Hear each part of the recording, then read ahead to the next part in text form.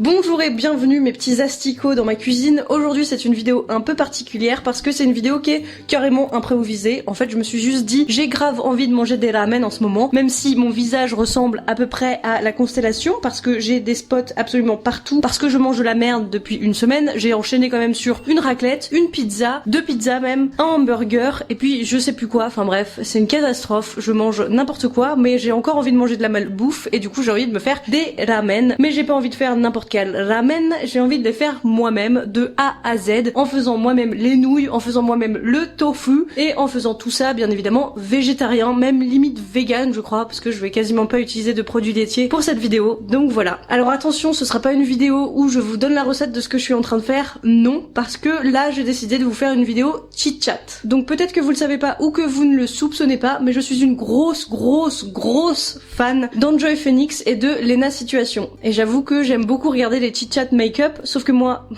je ne sais pas me maquiller, hein, voilà. En témoigne mon doux visage reluisant. Donc, je voulais faire un chit-chat, je ne sais quoi, et il fallait que je trouve quelque chose dans lequel je suis assez douée. Et on va dire que la cuisine, c'est quand même mon fort, pour ne pas me lancer trop de fleurs. Et donc, j'ai décidé de faire ça aujourd'hui, surtout que d'habitude, quand je cuisine, je raconte toujours ma life. Aussi, j'ai un micro différent d'habitude parce que j'ai oublié de recharger mon micro classique, et il recharge en environ 2h30, et là, je n'ai pas le temps, j'ai 1 milliard de trucs à faire, il faut que je commence par le tofu, et c'est ce que je vais faire juste maintenant. La première chose, c'est qu'il faut quand même que je change de tenue parce que là ça va pas du tout, si je me tâche je vais vraiment le regretter, donc je vais me changer. Donc oui, je possède quand même le meilleur tablier du game, genre regardez-moi ça, il est trop bien, je l'aime trop. Alors je vous préviens aussi, je serai accompagnée de mon acolyte ici présente, qui est très curieuse et qui adore mettre ses pattes partout là où je fais à manger. Donc vous risquez de la voir dans le background en train d'essayer de subtiliser de la nourriture parce que c'est quand même son passe-temps préféré. Je vous préviens quand même parce que tous les angles de caméra seront grave chelous dans cette vidéo parce qu'en fait j'ai pas de trépied, du coup là je suis en train de poser par exemple mon appareil photo sur un grille-pain, donc voilà, on fait avec les moyens du bord. Et là je vais nettoyer donc mes graines de soja qui ont bien gonflé parce que je les ai laissées tremper pendant plus de 24 heures dans de l'eau, et ensuite je vais les broyer, et pendant ce temps je vais vous parler donc du premier sujet de cette vidéo qui est... je suis rentrée dans une grande phase de déprime, comme vous avez sûrement dû le voir sur ma chaîne YouTube depuis en gros décembre jusqu'à maintenant, et là je m'en sors et ça va mieux et je suis heureuse dans ma vie. Mais oui, j'ai eu une grosse période de déprime estivale et c'était pas vraiment la joie, voilà. Mais bon, rassurez-vous, pour les personnes qui se demanderaient comment ça va aujourd'hui, ça va bien mieux, vraiment. Là j'accepte mon sort, je vous avais peut-être dit, mais en gros je suis en train de passer mon permis et là j'arrive quasiment à la fin de mes heures, donc normalement je devrais le passer très bientôt, et j'avoue que je suis de plus en plus confiante quand je conduis, donc c'est cool parce que j'ai eu aussi un moment où j'étais là toute stressée de prendre le volant et tout, mais maintenant ça va vraiment bien, donc c'est cool parce que c'était aussi une étape importante dans ma life parce que en gros j'avais pas le permis, et du coup pour beaucoup d'offres d'emploi à laquelle je voulais postuler, en fait c'est pas possible parce qu'ils disaient toujours permis B obligatoire, chose que je n'avais pas, mais je vais bientôt l'avoir, donc j'espère bientôt pouvoir avoir un emploi parce que comme ça me permettrait aussi de quitter Paris et de découvrir de nouveaux horizons, chose que j'adore faire.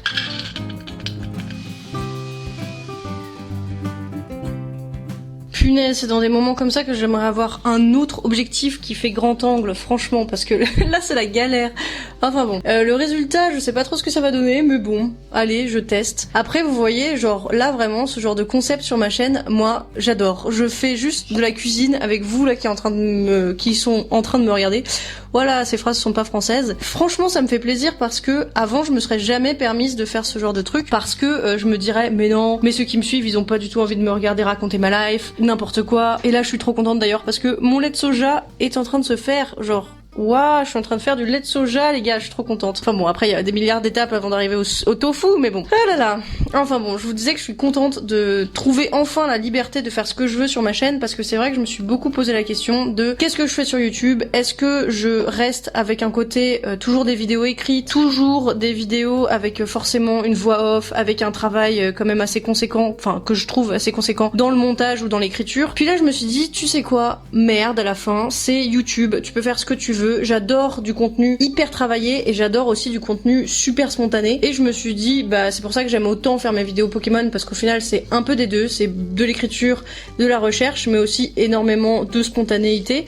Même si j'avoue que être à l'aise face à une caméra, c'est pas encore vraiment, genre je galère toujours autant. Et là je suis en train de faire du patchug avec ma main droite, vous êtes en train de voir, c'est une catastrophe. Putain, je suis en train d'en faire partout. Bon, je suis en train de vous dire que ça marche. Là ça marche moyen, moins. Oh là là, j'en mets partout.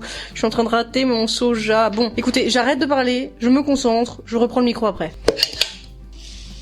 Bon, j'ai réussi à rattraper un petit peu la merde, je vous montre ce que ça donne. Il y a une espèce de grosse boule avec dedans les résidus de soja, et ensuite, en dessous là, au niveau de la passoire, en fait c'est mon lait de soja. Enfin, il est vachement mousseux. Sur toutes les vidéos que j'ai regardées sur YouTube, il était pas du tout comme ça. Donc j'espère que j'ai quand même bien suivi la recette. Enfin, de toute façon, on verra bien au résultat final. Bon, j'ai répété l'opération 5 fois, ce qui fait que j'ai une grosse casserole de lait de soja juste à côté de moi ici. Il y a une espèce de couche de mousse au-dessus, je sais pas du tout si c'est bien ou pas, je pense pas, franchement, parce que ça fait très peur de voir ça sur sa casserole. Et là, je vais faire chauffer mon lait de soja et normalement, je vais le faire cailler.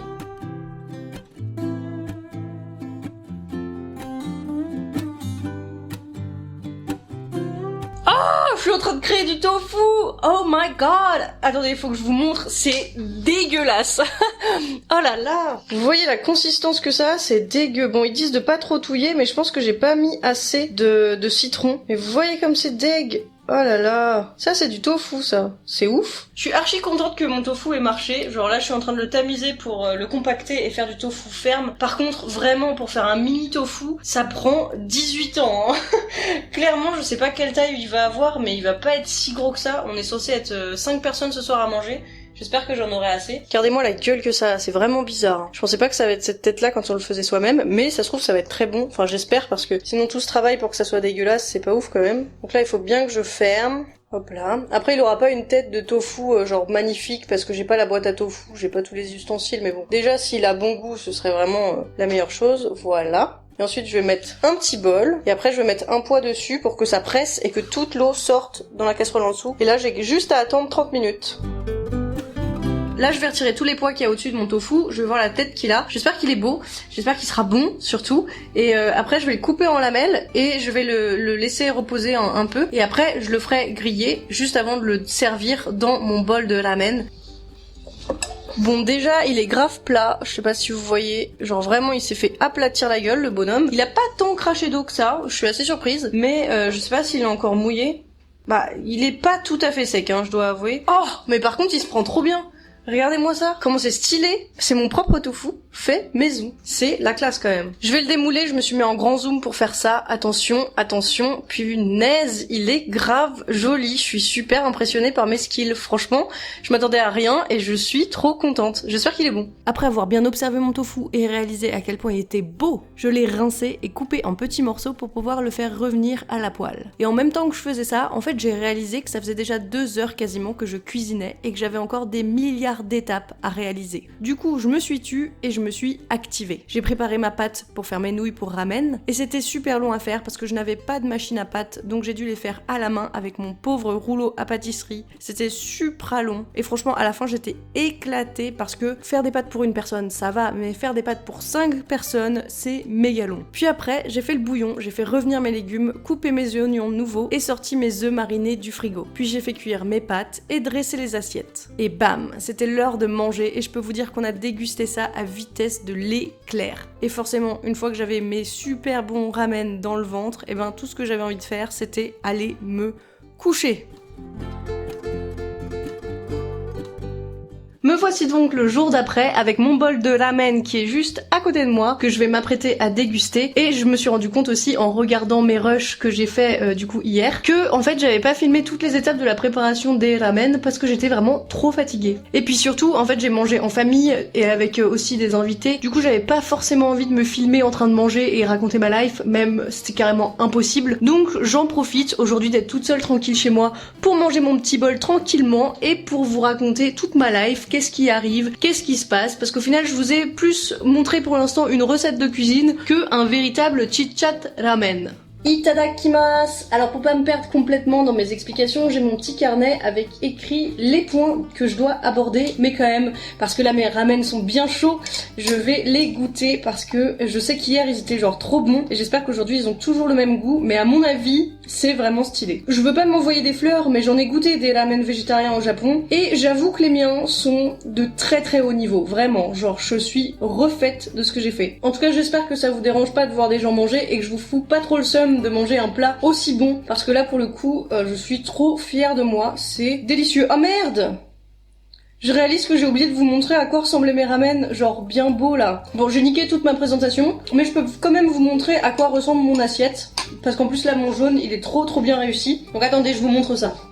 Quel plaisir de manger sa propre nourriture qu'on fait soi-même, genre vraiment déjà c'est bon, mais en plus je suis encore plus contente de manger des trucs comme ça quand c'est moi qui ai passé des millénaires à faire ces nouilles, à faire ces œufs, à faire ce tofu, enfin bref, c'est trop bien. Les deux premiers points que je voudrais aborder dans cette vidéo, c'est des sujets desquels j'ai jamais parlé. Et le premier, c'est au sujet du lancement de mon podcast. Parce que oui, je pense qu'il y en a beaucoup d'entre vous, même la majorité, qui ne savent pas que déjà j'ai une chaîne secondaire, et qu'ensuite que sur cette chaîne, eh bien je poste régulièrement des épisodes de mon podcast. Alors mon podcast, il tourne autour de quoi? Eh bien en fait, ce sont des interviews de gens plus ou moins célèbres dans différents domaines, comme par exemple j'ai eu certains youtubeurs, j'ai aussi beaucoup d'autrices de BD, et j'espère aussi agrandir mon cercle de personnes qui vont participer, mais en fait j'interviewe toutes ces personnes une par une et je leur pose toujours des questions sur leur rapport au manga et qu'est-ce qui a fait qu'ils sont rentrés dans cet univers, qu'est-ce qui fait qu'ils aiment certaines œuvres. Je leur pose des questions comme quel a été le premier manga que t'as lu, ou quel manga a marqué ton adolescence, ton enfance, et donc évidemment on parle un peu de la vie des gens parce que forcément on découvre les mangas à une certaine période de notre vie, et il y a certaines œuvres qui vont nous marquer parce qu'on a tel âge ou parce qu'on se reconnaît dans tel personnage. Alors j'ai eu des petits soucis, parce que évidemment, qui dit podcast d'interview dit devoir contacter des gens pour leur demander de participer au podcast, et vous connaissez mon syndrome de l'imposteur, voilà, il a refrappé à la porte, et du coup j'ai eu beaucoup de mal en janvier à recontacter des gens pour qu'ils participent à mon podcast, même certaines personnes qui avaient dit oui et que j'ai pas recontacté parce que je me sentais pas légitime de les recevoir, enfin vraiment n'importe quoi. Mais là je suis remotivée, je me dis allez, on se motive, on le fait, et je passe un appel là comme ça, si jamais il y a des dessinateurs, des dessinatrices, des youtubeurs, des youtubeuses qui me regardent et qui aimeraient participer à ce podcast, vous pouvez m'envoyer un mail à cette adresse email là, et si jamais vous êtes dispo et que je suis dispo, bah on peut faire ça, voilà.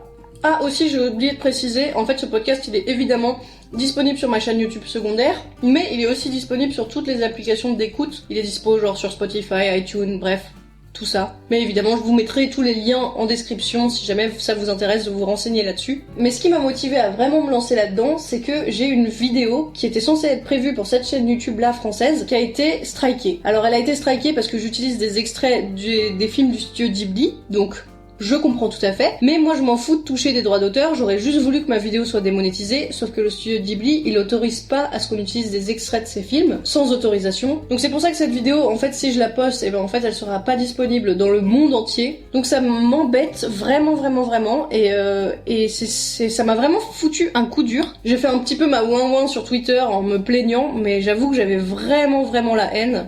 Donc ouais, donc c'est ça qui m'a fait dire, bon allez, au lieu de passer genre 2 mois et demi sur le montage de cette vidéo et de ne pas pouvoir la poster, fais d'autres trucs à côté, amuse-toi, éclate-toi, relaxe-toi, et surtout, retrouve du plaisir à créer. Et c'est pour ça aussi qu'aujourd'hui je m'autorise à faire cette vidéo, parce qu'il y a par exemple 2 ans, j'aurais jamais fait une vidéo chit-chat ramen. Déjà j'étais pas assez à l'aise en face de ma caméra pour juste manger et parler. Déjà je parle beaucoup et je mange peu et mon plat se refroidit, j'ai la haine.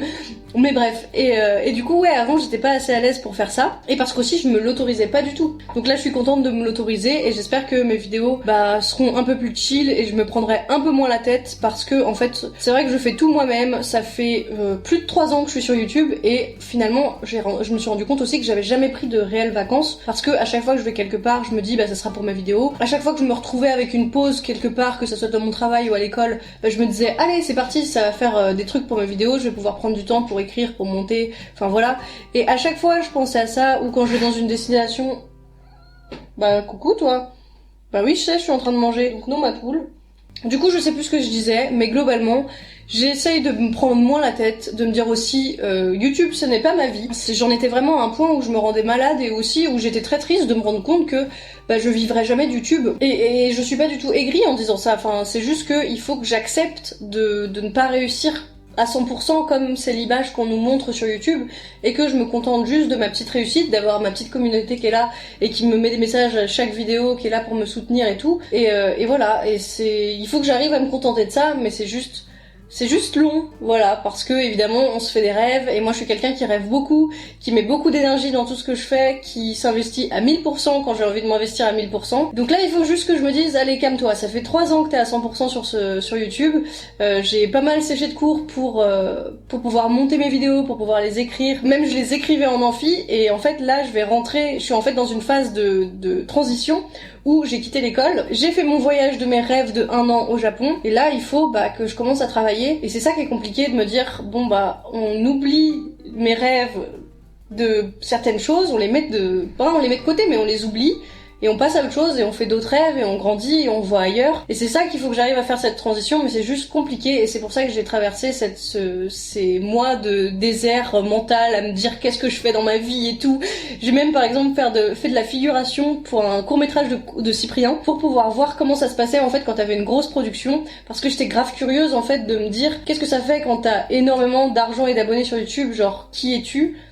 Et en fait ça m'a fait froid dans le dos. Vraiment, parce que je me suis rendu compte aussi du revers de la médaille de qu'est-ce que c'est que être Cyprien, et j'étais là genre oh waouh, parce qu'il faut que je vous explique en fait, genre c'était un endroit où il y avait du coup le plateau de tournage, c'était dans un resto, donc le resto était à l'étage, et ensuite à la cave il y avait tous les figurants qui attendaient donc leur tour pour pouvoir aller sur le set pour pouvoir tourner. Et en fait moi je suis arrivée.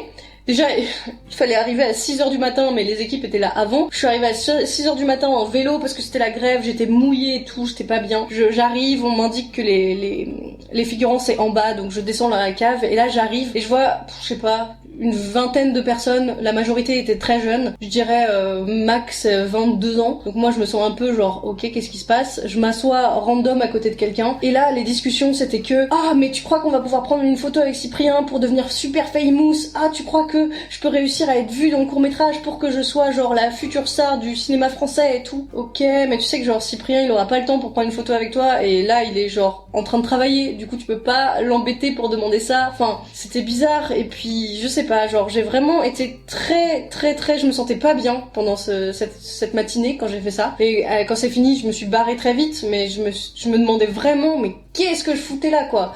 Et je me disais aussi, mais est-ce que c'est le monde de YouTube et du cinéma, et la fame comme ça, l'espèce d'idolâtration, et en même temps la sacralisation, et on le met sur un piédestal, et en même temps on veut l'utiliser pour nous aussi arriver à son niveau.